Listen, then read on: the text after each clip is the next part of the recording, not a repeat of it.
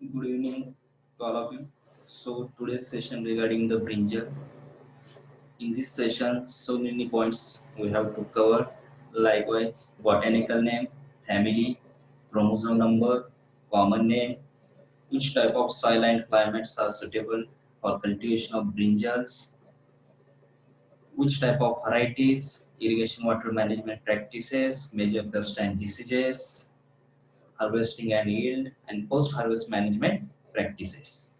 So yesterday we have studied about cultivation practices on tomato of the same family Solanaceae. So today's session regarding cultivation practices on a brinjal. ठीक आहे. तर brinjal म्हणजे मराठीमध्ये काय म्हणते आपल्या सगळ्यांना माहिती आहे. त्याला आपण वांगे असे म्हणतो. त्याचं बॉटॅनिकल नेम आहे ते सोलॅनम मेलोनेगेना. आता बॉटॅनिकल नेम असतं ते नॉमेनक्लेचर च्या सहाय्याने त्याचं जीनस आणि स्पेसिसचं वर्गीकरण केलं जातं. त्याच्यामध्ये सोलॅनम आहे ते जीनस आहे. पहिले लेटर इनिशियल ते कॅपिटल मध्ये असतं आणि स्पेसिस आहे त्याचं पहिले लेटर हे स्मॉल मध्ये असतं. अंडरलाईन साठी इटालियन लाईन ओढली जाते. याची फॅमिली आहे ते सोलॅनेशी. जसं आपण टोमॅटो मध्ये बघितलं फॅमिली काय होती सोलॅनेशी, तसं ब्रिंजलची सुद्धा फॅमिली काय आहे सोलॅनेशी. त्याचा क्रोमोझोम नंबर आहे तो डिप्लॉइड 24.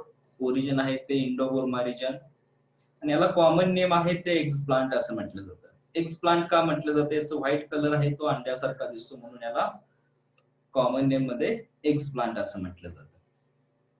याची जनरल इन्फॉर्मेशन काय आहे, it is a non tuberiferous species of Solanum. In India it might have spread to Africa and Europia. भारताबरोबर अदर कंट्री मध्ये सुद्धा याची लागवड केली जाते. त्याच्यामध्ये आफ्रिकाला युरोपियन कंट्री आली याच्यामध्ये लागवड केली जाते. 8% of total area under vegetables in the country is occupied by brinjal. आपला भारताचा जेवढा एरिया आहे त्याच्यामधला 8% एरियामध्ये आपण ब्रिंजलची लागवड केली जाते आणि त्याच्यापासून आपण उत्पादन घेतलं जातं.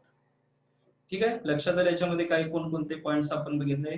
याच्यामध्ये ब्रिंजल्स बघितला, ब्रिंजलचं बॉटॅनिकल नेम काय आहे, याच्यामध्ये फॅमिली काय आहे, क्रोमोझोम नंबर किती आहे, ओरिजिन काय आहे आणि कॉमन नेम आणि general information regarding the brinjal बघितलं. नेक्स्ट स्लाइड वरती बघूया.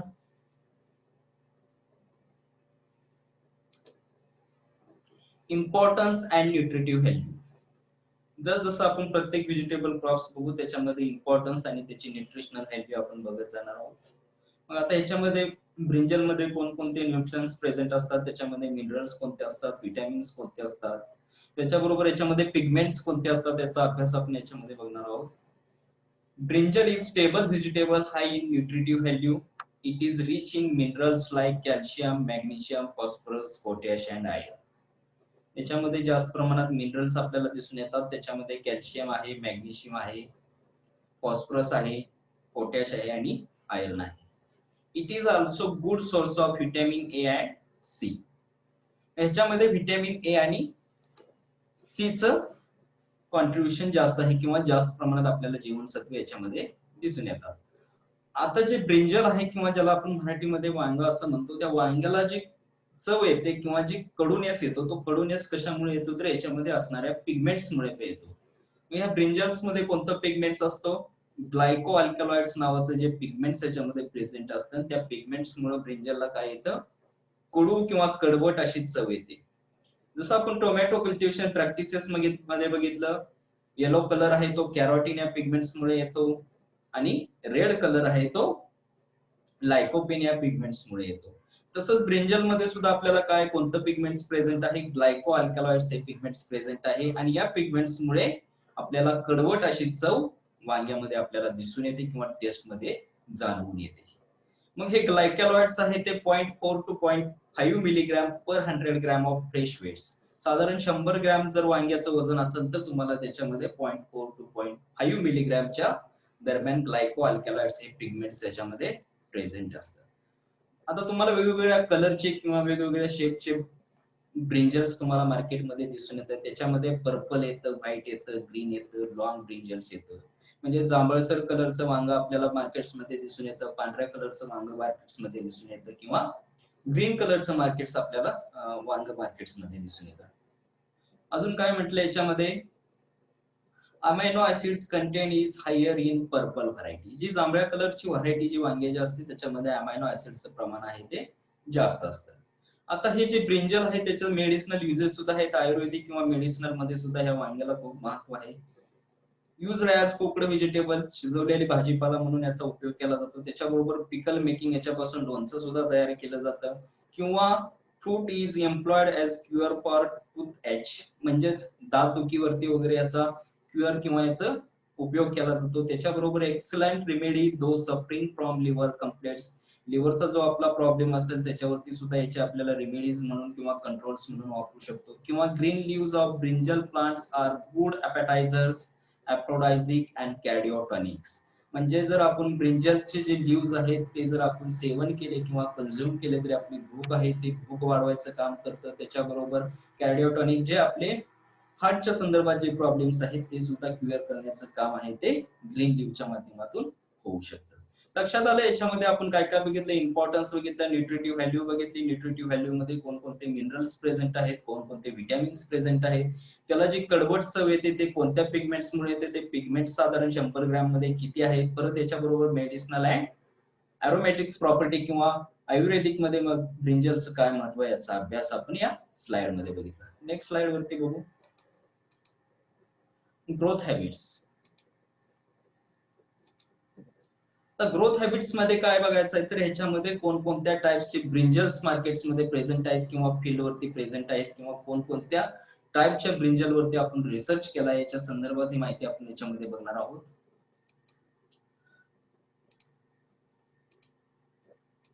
त्याच्यामध्ये पहिला जो पॉइंट आहे, based on a growth habits brinjal can be classified as below.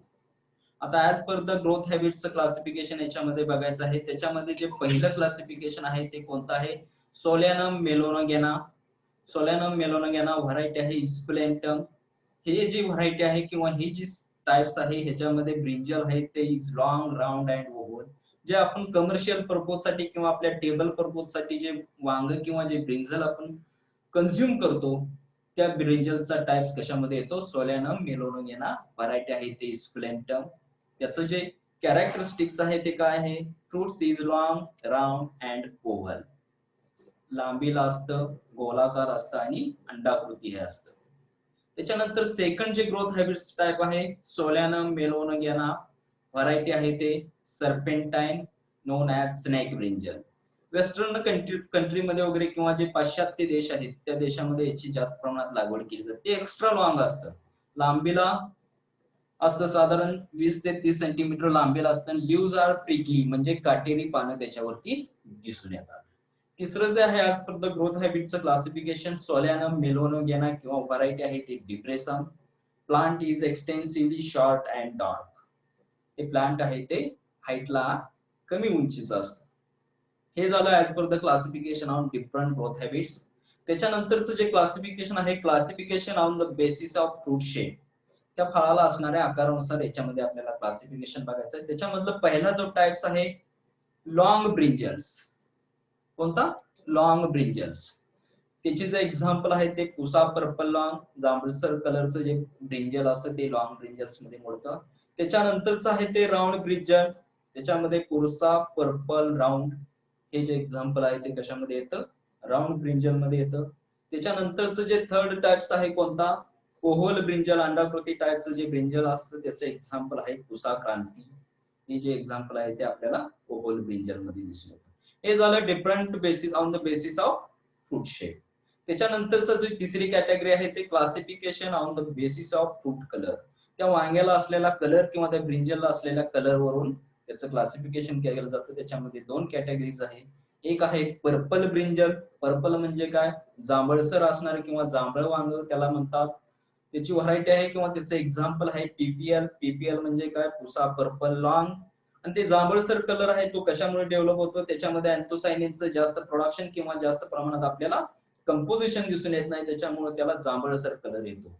आणि ग्रीन ब्रिंजल आहे तो आपल्याला का दिसून येतो तर त्याच्यामध्ये क्लोरोफिलचं प्रमाण आहे ते जास्त असतं.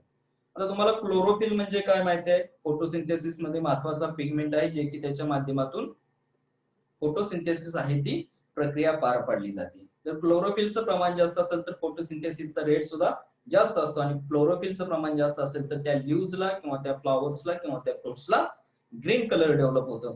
याचं जे एक्झाम्पल आहे ते काय, अर्का कुसुमकर ही जी व्हरायटी आहे किंवा हे जे एक्झाम्पल आहे ते ग्रीन ब्रिंजल मध्ये येतं. लक्षात आलं. As per the growth habits there are 3 categories. त्याच्यामध्ये कोणकोणते एक्झाम्पल येतात त्याचा अभ्यास आपण या स्लाइड मध्ये बघितला. त्याच्यानंतरची नेक्स्ट स्लाइड बघू. व्हरायटीज. आता वेगवेगळ्या टाईपच्या व्हरायटी जर मार्केटमध्ये आपल्याला दिसून येतं, पांढरं वांग आपल्याला दिसून येतं, जांभळ्या कलरचं वांग दिसून येतं, लॉंग शेपचं वांग दिसून येतं, ओव्हल शेपचं वांग दिसून येतं. पण ऍक्च्युली आपल्याला व्हरायटी माहित नसतात. मग त्या व्हरायटी कोणकोणत्या आहेत, कोणकोणत्या शेपच्या, कोणकोणत्या हॅबिट्सच्या, त्याच्या आपण याच्यामध्ये बघणार आहोत. Brinjal varieties are grouped on the basis of colour and shape. त्याला असणाऱ्या कलर आणि शेप नुसार व्हरायटीचं क्लासिफिकेशन केलेलं असते किंवा कॅटेगरीज केलेली असते. त्याच्यामधली जी पहिली व्हरायटी आहे ती लॉंग फ्रूट व्हरायटी.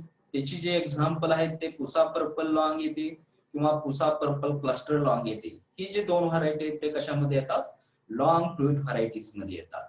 सेकंड जे एक्झाम्पल आहे ते लॉंग ग्रीन व्हरायटीज. त्याच्यामध्ये व्हरायटी कोणती येते, अर्का कुसुमकर येते, अर्का शिरीष येते, कृष्णानगर येते, ग्रीन लॉंग येते. आता प्रत्येक व्हरायटीच्या अगोदर आपल्याला इनिशियल अर्का हे दिसून आले. अर्का जर इनिशियल आलं तर आपण समजून जायचं टोमॅटो लेक्चर मध्ये जे आपण इन्स्टिट्यूट बघितली होती, Indian institute of horticulture research, त्या रिसर्च इन्स्टिट्यूटनं डेव्हलप केलेल्या व्हरायटी आहे. त्याच्यानंतरची जी तिसरी व्हरायटी आहे ते राऊंड पर्पल गोलाकार जांभळसर जे व्हरायटी आपल्याला दिसून येते. त्याचे एक्झाम्पल आहे Pusa purple round, selection 6, Suphala, Arka Navneet, परत purple round, Pant Rituraj, Vijaya hybrid, Shyamala. ह्या ज्या व्हरायटी आहेत त्या कशामध्ये येतात, राऊंड पर्पल्स मध्ये येतात. त्याच्यानंतरची जी चौथी कॅटेगरी आहे ते राऊंड ग्रीन. त्याचे एक्झाम्पल्स आहेत बनारसी जैंट, राऊंड स्ट्राइप्ड. ह्या ज्या व्हरायटी येतात ते कशामध्ये येतात, राऊंड ग्रीन मध्ये दिसून येतात. पाचवी जी कॅटेगरी आहे ती roundish white. Some varieties under this group have purplish tinge. जांभळसर कलरचे असतात. याची आपल्या भागामध्ये जास्त प्रमाणात लागवड करतो. माजरी गोटा वगैरे जी व्हरायटी आहे किंवा वैशाली वगैरे व्हरायटी आहे ती राउंडिश व्हाईट मध्ये येते. त्याच्यानंतरची सहावी कॅटेगरी आहे ओव्हल किंवा ऑब्लॉंग फ्रुटेड व्हरायटीज. जुनागड ऑब्लॉंग, भाग्यमती, एच4, पुसा, अनमोल ह्या ज्या व्हरायटी आहेत त्या 6 नंबरच्या कॅटेगरीज मध्ये आपल्याला दिसून येते. आणि सातवी जी आहे कॅटेगरी क्लस्टर फ्रुटेड व्हरायटीज. त्याचे एक्झाम्पल आहेत पुसा पर्पल क्लस्टर किंवा अर्का कुसुमकर किंवा भाग्यमती. हे झाल्या 7 कॅटेगरी. हे काय सगळं आपल्या लक्षात ठेवावं असं नाही. याच्यातली 4 ते 5 व्हरायटी जरी लक्षात ठेवल्या तरी सफिशियंट आहे. या वरच्या झाल्या इम्प्रूव्ड व्हरायटीज, पण खालच्या आहेत त्या हायब्रिड व्हरायटीज किंवा त्याला आपण संकरित व्हरायटीज असंही म्हणतो. त्या प्रोडक्शनला जास्त असतात, त्याचे पासून भेटणारे यील्ड आहे ते सुद्धा जास्त असतं. मग त्याच्यामध्ये कोणते आहे, हायब्रिड मध्ये पहिली जी व्हरायटी आहे ती पुसा अनमोल. त्याच्या पुढे ते 2 क्रॉस दिलेले आहेत. त्या 2 क्रॉसेसच्या माध्यमातून ही व्हरायटी डेव्हलप झालेली आहे. पुसा पर्पल लॉंग आणि हैदरपूर ह्या व्हरायटीचा क्रॉस केल्यानंतर ही व्हरायटी डेव्हलप झाली. सेकंड जी व्हरायटी आहे हायब्रिड्स मधली अर्का नवनीत. तिचा जो क्रॉस आहे, क्रॉस पॅरेंट आहे IIHR 22-1 cross with supreme. IIHR माहिती तुम्हाला, Indian institute of horticulture research जे की बेंगलोरला प्रेझेंट आहे. या झाल्या व्हरायटी. ह्याच्यातल्या 4 ते 6 व्हरायटी जरी लक्षात ठेवल्या तरी सफिशियंट आहे. ठीक आहे, नेक्स्ट स्लाइड वरती बघू. महत्वाची जी स्लाइड आहे ती सॉइल अँड क्लायमेट्स. आता प्रत्येक क्रॉप्सला किंवा प्रत्येक वेगवेगळ्या व्हेजिटेबलला, फ्रुट्सला वेगवेगळं सॉइल आणि क्लायमेट्स रिक्वायर्ड असतात. मग त्याच्यामधलं एक कॉमन गोष्ट लक्षात ठेवायची की सॉइल साधारण माती कोणती लागते. जसं काल सांगितल्याप्रमाणे की सॉइलला माती जी आहे ते वेल ड्रेनड असली पाहिजे, मीडियम टू लाईट असली पाहिजे, साधारण पीएच आहे तो न्यूट्रल असला पाहिजे, वेल फर्टाईल असली पाहिजे. हे जे महत्वाचे फीचर्स आहेत ते त्याच्यामध्ये इन्क्लूड केले तरी चालतील. आता याच्यामध्ये काय म्हटलंय, brinjal can be grown on a wide range of soils. ब्रिंजलचं जे कल्टिवेशन आहे ते कोणत्याही प्रकारच्या किंवा कोणत्याही टाईपच्या सॉइल्स मध्ये आपण करू शकतो. त्याच्याबरोबर काय म्हटले, the ideal soil should be a deep, fertile and well drained. ती जी सॉइल आहे किंवा ती जी जमीन आहे ते वेल डेप्थ असली पाहिजे, पूर्णतः खोली असली पाहिजे. फर्टाईल म्हणजे तिचा जमिनीचा पोत किंवा कस हा चांगला असला पाहिजे. वेल ड्रेन्ड म्हणजे पाण्याचा योग्यरित्या निचरा होणारी जमीन असली पाहिजे. पीएच रेंज आहे ते साधारण 5.5 ते 6.5 रेंज मध्ये असला पाहिजे, म्हणजेच न्यूट्रल पीएच असला पाहिजे. त्याच्यामध्ये काय होतं, बेटर ग्रोथ अँड डेव्हलपमेंट. आपण जे कल्टिवेशन ब्रिंजलचे करणार आहे त्याच्यामध्ये आपल्याला योग्य रीतीने वाढ आणि त्या फळाचा विकास झालेला आपल्याला दिसून येतो. त्याच्यानंतर काय म्हटले, light soils are good for a healthy crop but heavy soils are suited for higher yields. आता असं का म्हटले रे, light soils are good for healthy crops but heavy soils are suitable for higher yields. आता light soil असते ती हलकी माती असं म्हटलं जातं. मग हलक्या मातीमध्ये काय होतं, पाण्याचा योग्यरित्या निचरा होतो. पाण्याचा जर योग्यरित्या निचरा झाला तर आपल्याला जी क्रॉपची डेव्हलपमेंट आहे किंवा जे आपल्याला ग्रोथ आहे ती आपल्याला हेल्दी दिसून येते. पण हेवी सॉइल म्हणजे काय, ब्लॅक कॉटन सॉइल किंवा चिकन माती आपण असं त्याला म्हणतो. त्या मातीमध्ये कशी असते, ती माती कसदार असते, त्या मातीमध्ये ताकद जास्त असते, त्या मातीमध्ये न्यूट्रिएंटचं प्रमाण जास्त असतं. त्याच्यामुळं त्या मातीतून आपल्याला उत्पादन जास्त भेटतं. त्याच्यामुळे हे दोन्ही कंपॅरेटिव्ह याच्यामध्ये इन्क्लूड केले. सॉइल लक्षात आलं. त्याच्यानंतरचे जे सेकंड आहे तो क्लायमॅट्स. आता हवामान कसं लागतं.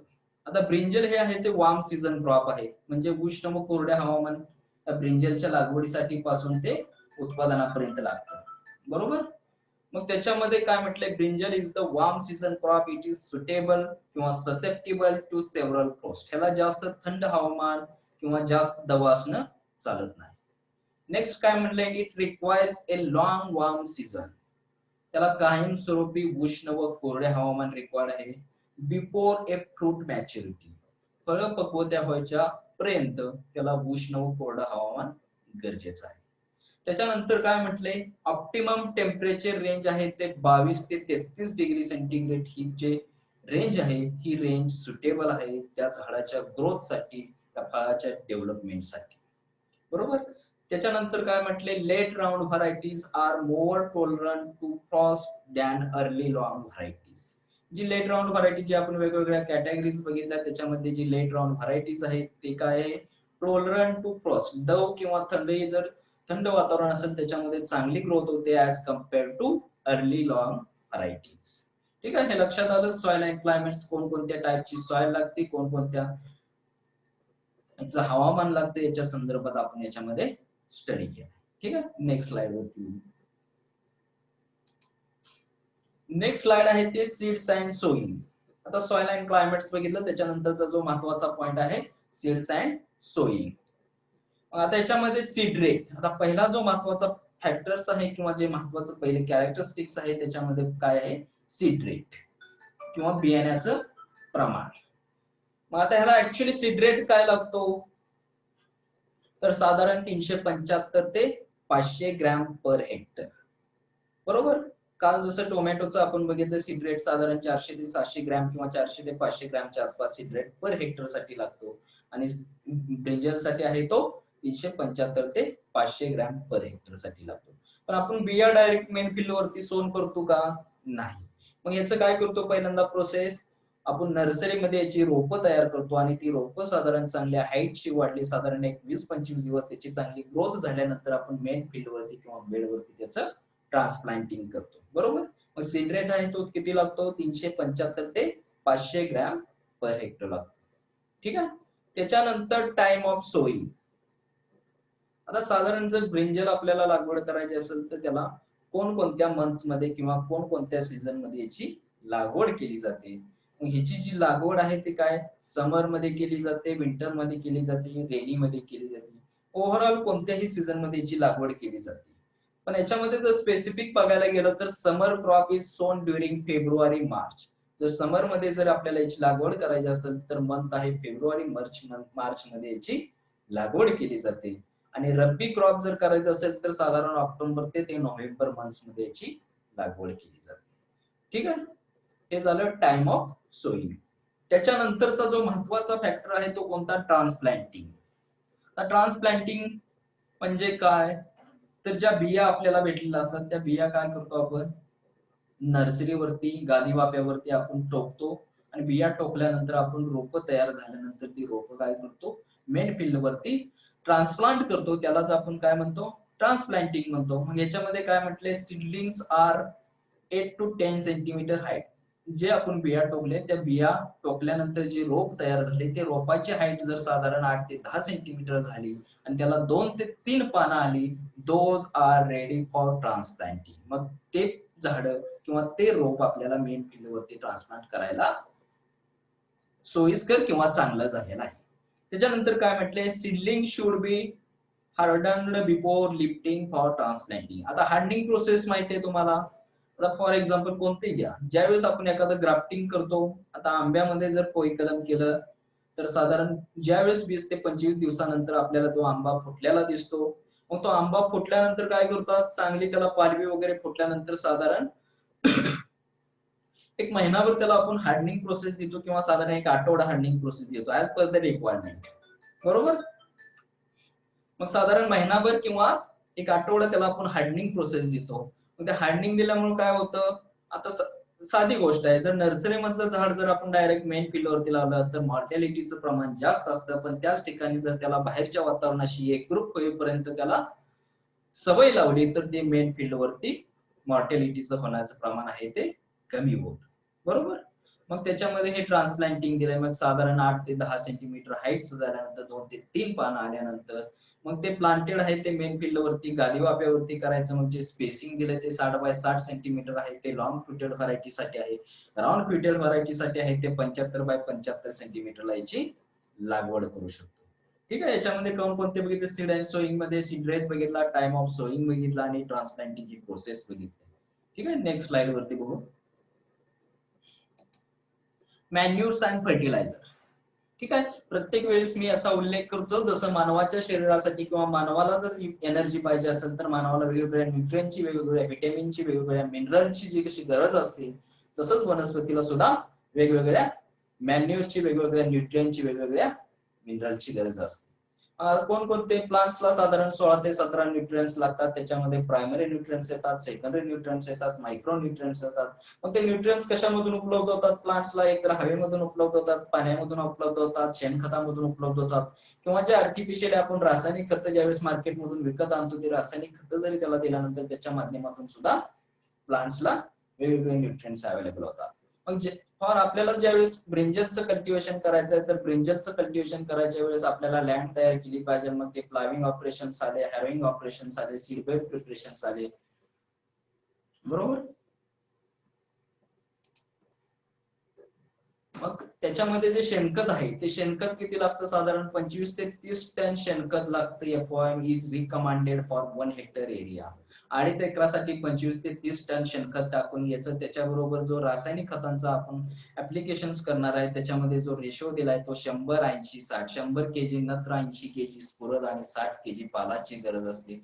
बेसल डोस ज्यावेळेस आपण ऍप्लिकेशन करतो त्याच्या वेळेस 50 केजी नत्र, 80 केजी स्फुरद आणि 60 केजी पालाची मात्रा आहे ज्यावेळेस बेसल डोस वेळी द्यायचा. आणि नत्राची जे हप्ता आहे ते 2 ते 3 स्टेप मध्ये स्प्लिटिंगच्या माध्यमातून द्यायची किंवा डिवायडेशनच्या माध्यमातून द्यायची. का तर नत्र आहे ते लॉसेस होतं हवेमार्फत किंवा जमिनीमध्ये लिचिंग लॉसेस होतं, त्याच्यामुळे नत्राची जी मात्रा आहे ती विभागून द्यायची. ठीक आहे. लक्षात आलं. याच्यामध्ये मॅन्युअल्स आणि फर्टिलायझर साधारण 25 ते 30 टन शेणखत लागतं. 100-80-60 KG NPK per hectare sufficient आहे. याच्याबरोबर बाकीचे सेकंडरी आणि मायक्रो न्यूट्रिएंटचं ऍप्लिकेशन सुद्धा केलं तरी चालेल. ठीक आहे. नेक्स्ट स्लाइड बघू. इरिगेशन. ठीक आहे. हे महत्वाचं आहे इरिगेशन. कायमस्वरूपी जर प्लांटला आपण वापसा कंडिशन मेंटेन केली तर प्लांटची जी हाईट आहे किंवा प्लांटची जी डेव्हलपमेंट आहे, प्लांटची जी फ्लॉवरिंग आहे किंवा प्लांटची जी फ्रूट सेटिंग आहे ते मेंटेन होते जर आपण वापसा कंडिशन कायमस्वरूपी प्लांटच्या सराउंडिंगला मेंटेन केली. आता याच्यामध्ये म्हटलंय समर सीझन मध्ये किती दिवसाच्या इंटरव्हल नंतर पाणी द्यायचं, विंटर सीझन मध्ये किती दिवसाच्या इंटरव्हलने पाणी द्यायचं आणि रेनफॉल सीझन मध्ये किती दिवसाच्या इंटरव्हलने पाणी द्यायचं. आता समर मध्ये काय असतं, जास्त प्रमाणात उष्ण हवा असते, हा टेम्परेचर जास्त असतं, हवेमधल्या आर्द्रतेचं प्रमाण कमी असतं, त्याच्यामुळे पाण्याचे जे इंटरव्हल आहे तो कमी असतो. साधारण 3 ते 4 दिवसानंतर आपल्याला कायमस्वरूपी पाणी देणं गरजेचं असतं. तसंच विंटर सीझन मध्ये कसं असतं, हवेमधल्या आर्द्रतेचं प्रमाण असतं ते जास्त असतं पण हवा ही थंड असते, त्याच्यामुळे पाण्याचं मधलं जे इंटरव्हल आहे किंवा पाणी देण्यामधला जो कालावधी आहे तो जास्त असतो. म्हणजे साधारण विंटर सीझन मध्ये आपण 12 ते 15 दिवसाच्या इंटरव्हलने आपण पाणी देतो. आणि रेनफॉल सीझन मध्ये काय असतं, कंटिन्यू पाऊस चालू असतो, अधूनमधून एखादी झड येत असते, त्याच्यामुळे ऍज पर द रिक्वायरमेंट ज्यावेळेस आपल्याला गरज वाटते पाणी द्यायला लागते त्यावेळेस त्याचे आपण पाणी देऊ शकतो. आणि जर ड्रीप इरिगेशन केलं असेल तर सगळ्यात भारी इफिशियन्सी हे काय असतं, तर ड्रीप इरिगेशनच्या माध्यमातून पाहिजे त्यावेळेस आणि पाहिजे तेवढं पाणी देऊन आपण पाण्याचीही बचत करू शकतो. त्याच्याबरोबर आपण लिक्विड फर्टिलायझर सुद्धा त्या ड्रीप इरिगेशनच्या माध्यमातून देऊ शकतो, त्याला आपण फर्टिगेशन असं म्हणतो. त्याच्या माध्यमातून सुद्धा आपल्याला उत्पादन जास्त घेणे किंवा ड्रीप इरिगेशन इफिशियन्सी सुद्धा आपण वाढवू शकतो. ठीक आहे. इरिगेशन मॅनेजमेंट प्रॅक्टिसेस मध्ये तुमच्या लक्षात आलं काय, कोणकोणत्या सीझन मध्ये कोणकोणते पाणी किंवा किती इंटरव्हल असावं हे याच्यामध्ये इन्क्लूड केलं.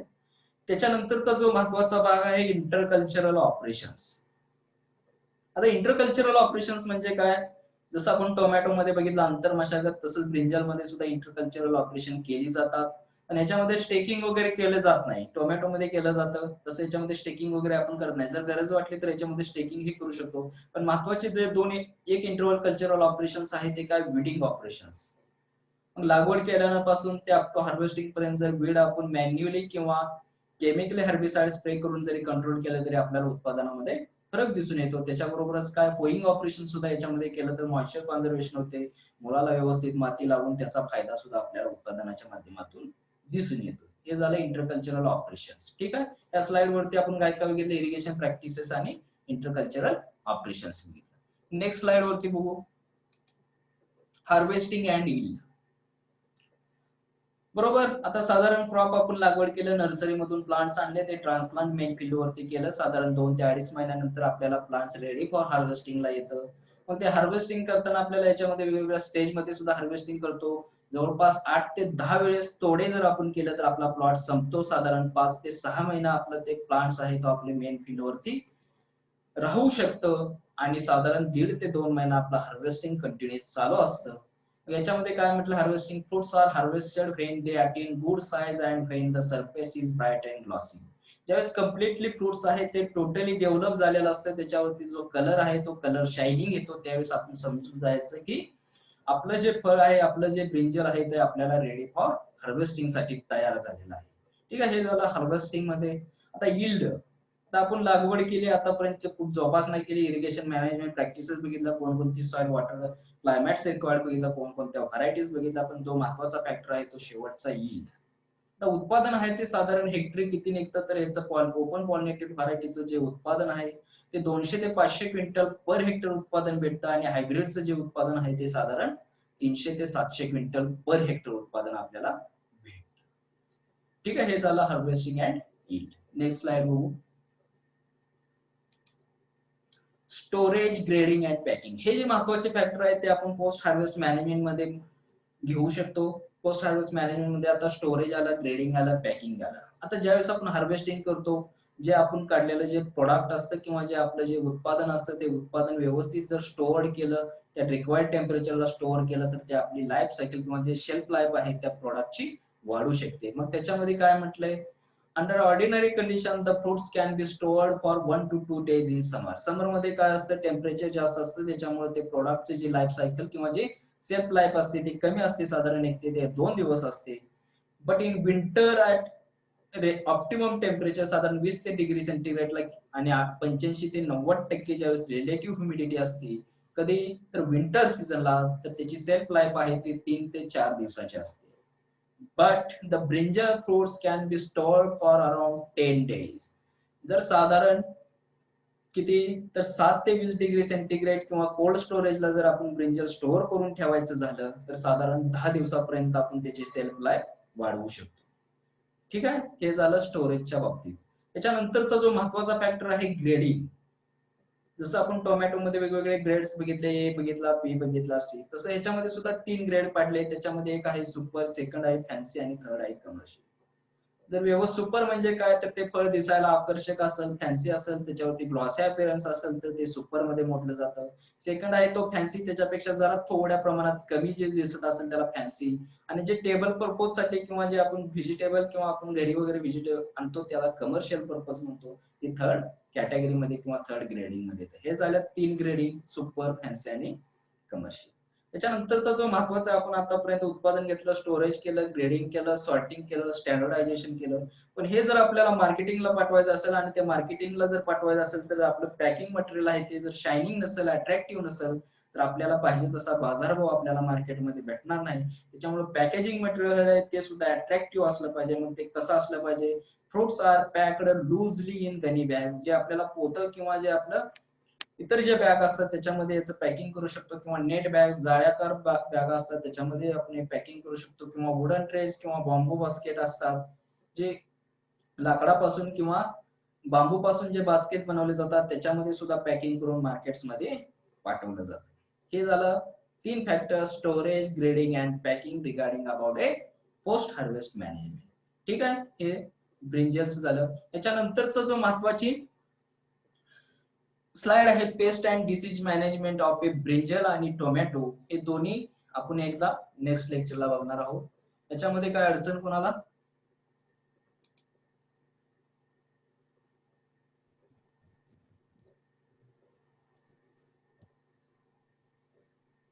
ठीक आहे, थांबूया आपण.